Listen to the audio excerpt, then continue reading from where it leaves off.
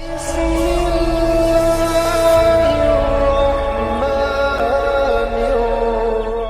اللہ علیہ وسلم کے وصال ظاہری کے ایام قریب آئے تو حضور نے سرخ پٹی باندھی. تیز بخار ہے نبی کریم کو. 2 صحابہ سہارا دے کے مسجد میں لائے.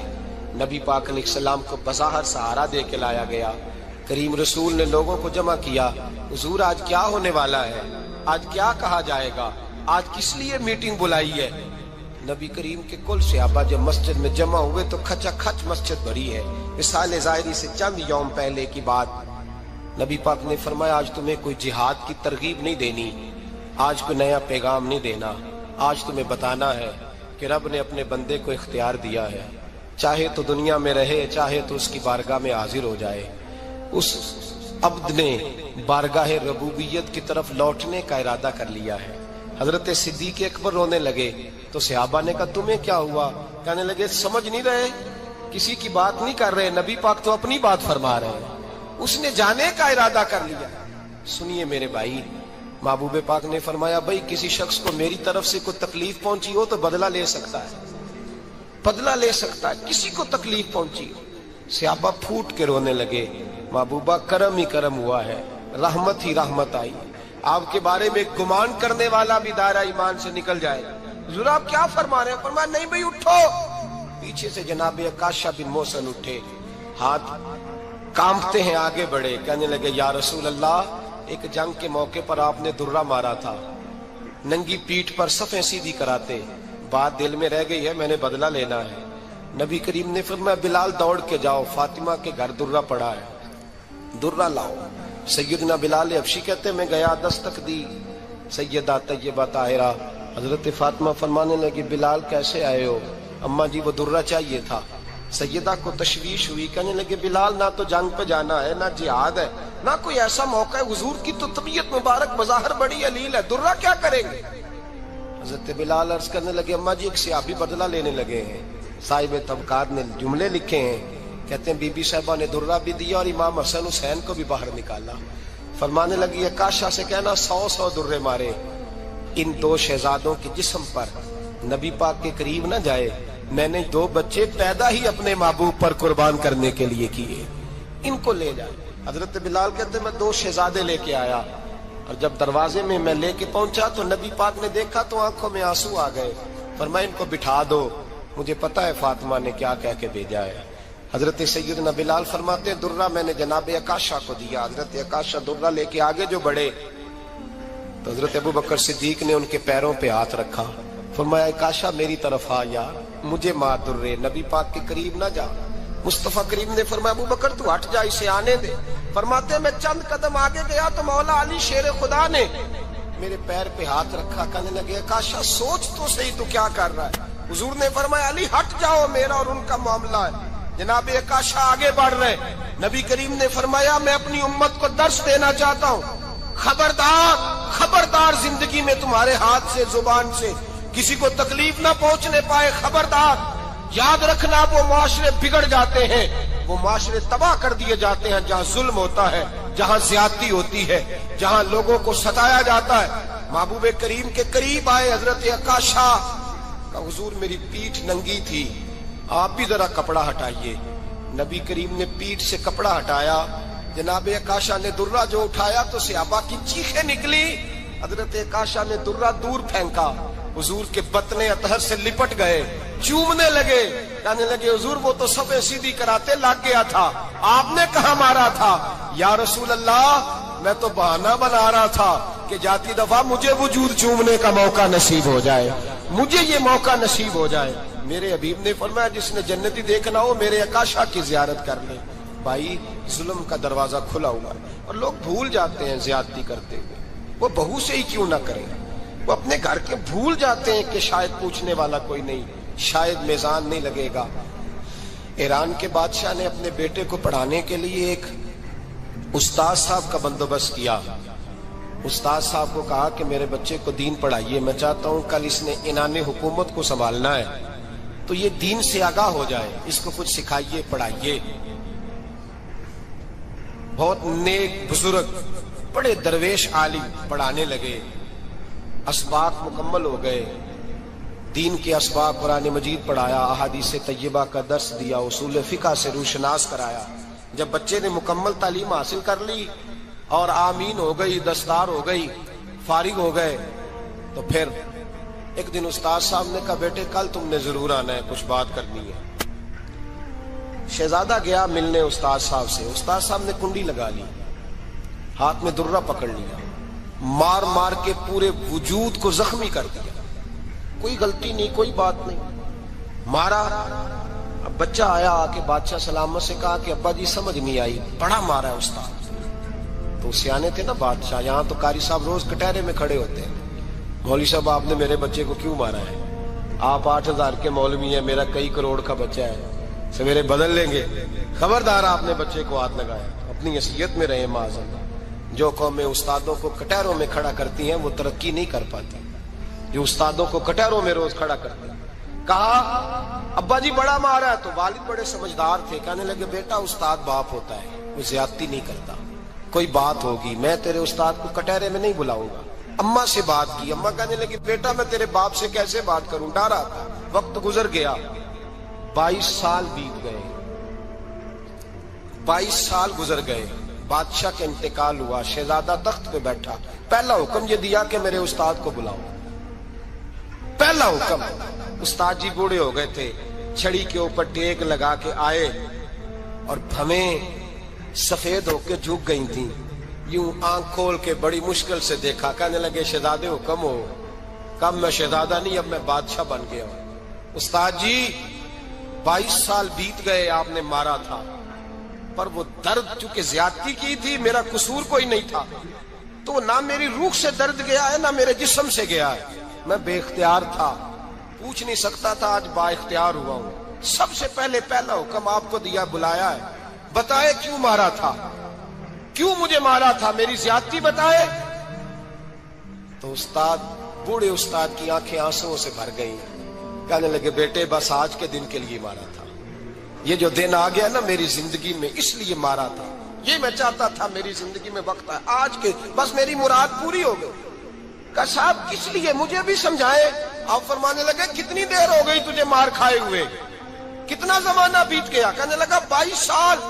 فرمایا زخم بھولے تو نہیں، درد ختم تو نہیں ہوئی، تمہیں بات 1 منٹ کے لیے بھی تمہارے حافظے سے محو تو نہیں ہوئی؟ کہا استاد جی روز رات کو یاد آتی، روز خیال آتا تھا۔ استاد کہنے لگے بھائی تو بے اختیار تھا، پوچھ نہیں سکا، 22 سال تجھے یاد رہا، مجھے پتا تھا تو ایک دن حکمران بنے گا، میں نے تجھے اس لیے مارا تھا کہ بیٹے یاد رکھنا، کسی پہ ظلم نہ کرنا، اگر تجھے 22 سال تک یاد رہا ہے تو جس پر تو ظلم کرے گا اسے بھی قیامت تک یاد رہے گا، اور یہ یاد رکھنا تو آج با اختیار ہوا تو تو نے مجھے بلا لیا ہے، قیامت کے دن غریب با اختیار ہو جائیں گے، مظلوم با اختیار ہو جائیں گے، وہ با اختیار ہوں گے للہ الواحد القہار، رب کریم کی بارگاہ کے اندر ان کا اختیار ہوگا، اکیلے اللہ کی حکمرانی ہوگی، پھر وہ بلائیں گے بڑے بڑے کج کلا، دنیا میں جن کی پگڑیاں اونچی تھی وہ سر جھکائے کھڑے ہوں گے، دنیا میں جو ڈکٹیٹر بنتے تھے ان کی پشتیں لال ہوں گی، ان کو غدار لکھا جائے گا، قیامت تک نہیں بھولے گا۔ ظلم کرنا تو سوچ سمجھ کے کرنا، اتنا کرنا جتنا تم سہ سکتے ہو، اتنی زیادتی کرنا جتنی قیامت میں تم برداشت کر سکتے ہو۔ میرے نبی کریم صلی اللہ علیہ وسلم نے فرمایا ظلم سے بچو، یہ قیامت کے اندھیروں میں سے ایک اندھیرا ہوگا، زندگی میں زیادتی نہ کریں، اگر تھوڑی دیر کے لیے کوئی چیز برداشت کر جائیں گے تو وہ فائدہ دے جائے گی، کچھ دیر کے لیے اگر سہ جائیں گے تو نفع مل جائے گا، سہنے کی کوشش کریں لیکن زیادتی نہ کریں، نظر کو، سوچ کو، ذہن کو پاک رکھیں، اور میرے بھائی زندگی پوری ظلم سے بچیں، زیادتی سے بچیں۔ امیر المومنین حضرت جناب سیدنا عمر فاروق رضی اللہ تعالیٰ عنہ رات گھر میں تھے تو رونے لگے، بڑی دیر تک روتے رہے، والدہ اٹھی تو صاحبزادے سے کہنے لگی پتہ کرو تمہارے باپ کو کیا مسئلہ ہے۔ شہزادے آئے، کہنے لگے امیر المومنین والد گرامی کیا ہوا؟ تو حضرت عمر فاروق کہنے لگے بیٹا اپنی اماں کو بلاؤ۔ والدہ آ گئی، کیا بات ہے، کچھ طبیعت خراب ہے تو حکیم کا بندوبست کیا جائے۔ تو حضرت عمر کہنے لگے کچھ بھی نہیں، آج مسجد سے نکلا ہوں تو نبی پاک کے صحابہ میری تعریفیں کر رہے تھے، یہ حضرت فاروق اعظم کے وصال کے قریب کے دن ہے۔ تعریف ایک تو حضرت یہ رونے کی بات ہے کہ خوش ہونے کی؟ آپ فرمانے لگے نہیں، سوچتا ہوں باہر تو میں اچھا رہا ہوں، پتہ نہیں گھر میں ہی کوئی زیادتی نہ ہو گئی ہو، پتہ نہیں تمہارے ساتھ بھی میرے معاملات ٹھیک تھے کہ نہیں، صحابہ تو تعریف کرتے ہیں، رو رہا ہوں تمہاری وجہ سے نہ الجھ جاؤں، بیوی ہی نہ کہے میرا حق ہی ادا نہیں کیا۔ یہ لفظ کہتے کہتے پہاڑ ہے یہ شخص، کیسر و کسرا کانپتے ہیں۔ حضرت عمر رو پڑے، بی بی سے کہنے لگے مجھے اللہ کی رضا کے لیے معاف نہیں کر دیتی؟ میرے اوپر بوجھ تھا امت کا، میں ساری رات مدینے کی گلیوں میں پھرتا تھا، دن سارا مسجد میں گزرتا تھا، میں تجھے وقت نہیں دے پایا، معاف نہیں کر دیتی؟ تو زوجہ کہنے لگی نہیں عمر، میں نے بھی زندگی میں اپنا کوئی سکھ چین نہیں دیکھا، کوئی چاؤ پورا نہیں کیا، میں کیسے معاف کر دوں؟ میں نہیں معاف کرتی۔ حضرت عمر زمین پہ بیٹھ گئے، رونے لگے، کہنے لگے چل معاف کر دے۔ کہنے لگی ایک وعدہ کرو، قیامت کے دن رب کریم کی بارگاہ میں میری سفارش کرو گے؟ اللہ کی بارگاہ میں عرض کرو گے کہ اللہ اچھی تھی، مجھے کپڑے دھو کے دیتی تھی، روٹی پکا کے دیتی تھی، میری عزت کی محافظ تھی؟ جناب عمر کہنے لگے تیرے ساتھ وعدہ ہے، رب اپنے فضل سے عمر کو جنت دے گا تو عمر تجھے جنت میں ساتھ لے کر کے جائے گا، تیرے ساتھ وعدہ ہے۔ میرے بھائی جن کے دلوں میں احساس تھا کہ ہم سے کوئی زیادتی نہ ہو جائے کسی جگہ، وہ تو یہاں تک معاملہ کرتے تھے، یہاں تک ان کا خیال رہتا تھا۔ عزیزو، ایک تو نظر میں حیا پیدا کریں، والدین کی بہت بڑی ذمہ داری ہے۔ لاکھوں بچے مرضی کی شادیاں کر رہے ہیں، ہزاروں گھر اجڑ رہے ہیں، یہ وہ والا زہر ہے جو ہر گھر میں تیزی سے پھیلتا چلا جا رہا ہے۔ پہلے ہم کہتے تھے کہ بچہ باہر نہ نکلے، اب کہتے ہیں اللہ کہیں موبائل لے کے تنہا نہ بیٹھ جائے، کہیں تنہا نہ بیٹھ جائے، کیا بنے گا اس کا اگر یہ گندگی اور یہ ایسا نشہ ہے جو اجاڑ کے رکھ دے۔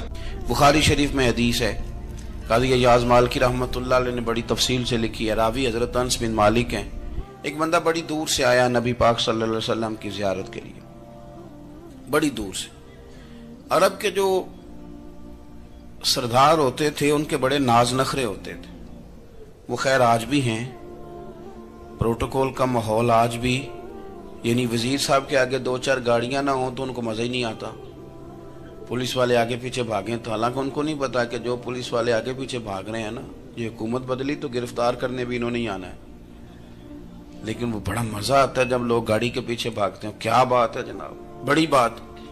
اور ہماری طبیعتوں میں پتہ نہیں کون سی، تو نبی پاک صلی اللہ علیہ وسلم کی خدمت میں وہ شخص بڑی دور سے آیا، تو عرب کے بادشاہوں کا مزاج تھا، پروٹوکول بڑا چاہتے تھے، ان کا تو یہ طریقہ تھا کہ حکمرانی کرنی ہے جیسے بھی ہو۔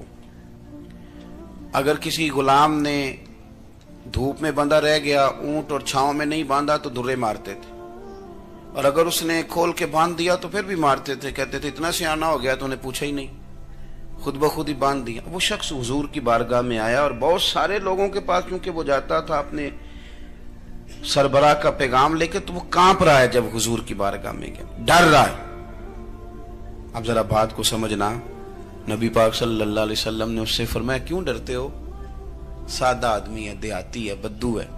اللہ کے رسول نے تھپ کی دی، کیوں ڈرتے ہو؟ تو کہتے حضور مجھے آداب نہیں آتے اور مجھے ڈر آتا ہے، کوئی بات اگر ایسی ہو گئی، آپ مدینے کی حکومت کے سربراہ ہیں، تو کہیں آپ ناراض نہ ہو جائیں۔ حضرت انس بن مالک فرماتے ہیں بات کہاں کی تھی، پہنچ کہاں گئی؟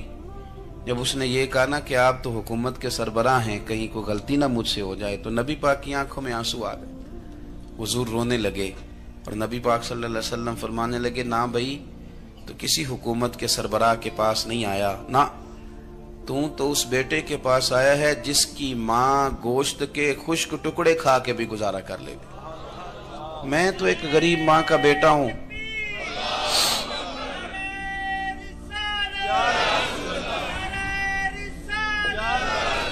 بھائی اگر آپ کا یہ ذوق بن جائے، دیکھو نا آج تو لوگ بھول جاتے ہیں نا، کپڑے بدل لیتے ہیں تو وہ سمجھتے ہیں کہ شاید سارا کچھ ہی بدل گیا، یعنی گاؤں سے آ کر پڑھنے والے بھول ہی گئے ہیں کہ کس کی ماں نے کتنا زیور بیچا تھا۔ لوگ بھول جاتے ہیں چیزوں کو، اپنے ماضی کو یاد رکھیں، آپ لوگوں کے ساتھ پیار کریں، آپ لوگوں کو موقع دیں، آپ تھوڑی سی اور کوشش کریں اس شخص تک جانے کی جو آپ کو مایوس نظر آ رہا ہے، پریشان نظر آ رہا ہے۔ یہ ہمیں میلاد والے محبوب صلی اللہ علیہ وسلم نے درس دی۔ ایک اور پہلو، حضور سید عالم صلی اللہ علیہ وسلم نے، ہمارے ہاں نا ابھی بھی برادری کی تقسیم ہے، ابھی بھی، اور کچھ میں نے ایسے کمزور لوگ بھی دیکھے، یہ اس طرح کی حرکتیں ہارے ہوئے لوگ کرتے ہیں، ہارے ہوئے لوگ جو اپنے آپ کو سمجھتے ہیں کہ میں کوئی بڑا آدمی ہوں۔ بڑا آدمی تو اپنے اخلاق سے ہوتا ہے، اپنے کردار سے ہوتا ہے، اپنی سخاوت سے ہوتا ہے، لوگوں سے پیار کرنے سے ہوتا ہے۔ باقی یہ کہ بیٹھ کے کہانی سنانا کہ میں بڑا کچھ کرتا ہوں، تو جو کچھ کرتا ہوتا ہے اسے سنانے کی کوئی ضرورت ہے؟ ایک اور بہت سارے لوگ آپ تعزیت کرنے جائیں نا والد کے انتقال کے بعد، تو ان بیچاروں کو بتانا پڑتا ہے کہ ابا جی میرے بغیر دوائی نہیں کھاتے تھے۔ تو میں کہتا ہوں اگر تیرے بغیر نہیں کھاتے تھے پھر بتانے کی ضرورت نہیں، پھر تو سارے گاؤں کو پتا ہوگا کہ تیرے بغیر نہیں کھاتے تھے۔ اور اگر کوئی دال میں کالا ہے تو پھر تیری وضاحت کوئی بندہ قبول نہیں کرے گا۔ تو آپ کو بتانا کیوں پڑ رہا ہے، اور آپ بار بار اس بات کا ذکر کیوں کر رہے ہیں کہ ہم بہت بڑے قبیلے کے ہیں؟ صاحب اگر آپ بڑے قبیلے کے ہیں تو پتا ہوگا سارے علاقے کو آپ کتنا لوگوں کا خیال کرتے ہیں، آپ کس قدر محبت کرتے ہیں، آپ کا انداز کریمانہ کس طرح کا، پھر آپ کو بتانے کی کوئی ضرورت نہیں ہوتی، پھر خود بخود خبر ہوتی ہے۔ حضرت سیدنا ابو ذر غفاری رضی اللہ تعالیٰ عنہ، قبیلہ بنو غفار ایک بڑی شاخ تھی قبیلوں میں سے، جو لوگ اس زمانے میں مالدار قبیلوں سے تعلق رکھتے تھے، ان میں سے ایک بڑا نام تھا۔ ساری زندگی چودراہٹ کی، لیکن میلاد ایک انقلاب کا نام ہے۔ میں میلاد منانے والے دوستوں سے گزارش کرتا ہوں کہ آپ ہر سال میلاد منائیں، اور ہر سال میلاد کے بعد آپ تھوڑے بدل بھی جائیں، یعنی تھوڑے سے بدل جائیں۔ کچھ لوگ کہیں یار یہ داڑھی میں نے نا 12 ربیع الاول والے دن رکھی تھی، یہ میری میلاد والی داڑھی ہے، اور داڑھی رکھیں بھی نبی پاک کی مرضی کی۔ کس کی مرضی کی؟ نہ ناراض ہو جائے جی میں ٹور چلا، بس کس مرضی کی جی؟ اپنی مرضی کے نہیں۔ داڑھی کا وزن کو نہیں ہوتا کہ پوری مٹھی رکھیں گے تو آپ کو کوئی دقت ہوگی، کوئی وزن نہیں، پوری رکھیں، جو حضور کا طریقہ مبارکہ ہے جو ہمیں ملتا ہے اس پر آپ توجہ فرمائیں۔ تو میں جو بات عرض کرنے جا رہا ہوں وہ میلاد انقلاب ہے۔ حضور سید عالم صلی اللہ علیہ وسلم کی بارگاہ میں آنے سے پہلے لوگ کچھ اور ہوتے تھے، اور یہاں سے ہو کے جاتے تھے تو پھر ان میں تبدیلی آتی تھی۔ میں سارا دن کرامتیں سناؤں نا کسی کو اپنے پیر صاحب کی، اور اپنے گھر میں بھی کہ میرے حضرت بڑے، میرے استاد بڑے، لیکن بیوی کے ساتھ اگر میں ترش لہجے میں بات کروں گا تو وہ کہے گی یہ سکھاندے نے تینوں پیر صاحب، دوست کہیں گے یہ سکھاتے ہیں آپ۔ تو آپ کی کہانیاں نہیں چلتی، آپ کا کردار چلتا ہے۔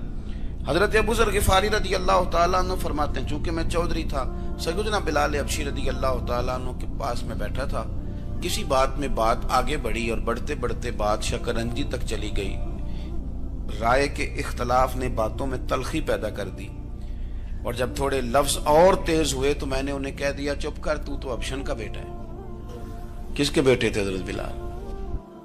کہتے ہیں جب انہوں نے مجھے کہا تو میرا دل بڑا ٹوٹا، لیکن میں نے ارادہ کیا کہ میں نے حضور کی بارگاہ میں نہیں عرض کرنی، اب ہر بات کی ہم حضور کی بارگاہ میں شکایت کریں۔ لیکن میں جا کے مسجد میں بیٹھا، اور جب سرکار آئے نا، ارادہ نہیں تھا کہ عرض کروں گا، لیکن حضور کا چہرہ دیکھا تو دکھ میرا خود ہی تازہ ہو گیا۔ رونے کا بھی تو تب ہی مزہ آتا ہے نا کوئی اپنا ملے تو۔ فرماتے ہیں کہ میرے آنسو نا بغیر اختیار کے چھلک پڑے، اور میں کھل کے روئے، کھل کے۔ قربان جاؤں محبوب کے بھی حضور نے پاس نہیں بلایا، بلکہ نبی پاک اٹھ کے خود میرے پاس آئے اور مجھے کندھوں سے پکڑ کے سینے سے لگایا، اور جب میں کھل کے رو لیا تو حضور میرے آنسو پوچھنے لگے۔ کچھ شعر ایسے ہوتے ہیں جو کسی نے کہے ہوتے ہیں، اور کہنے والا جو ہوتا ہے وہ صاحب حال ہوتا ہے، تو اس میں کچھ خوبصورتی زیادہ ہی ہو جاتی ہے۔ ایک پنجابی کے شاعر ہمارے گجرات میں گزرے، بزرگ تھے، ان کا ایک شعر ہے، وہ کہتے ہیں ایک واری میری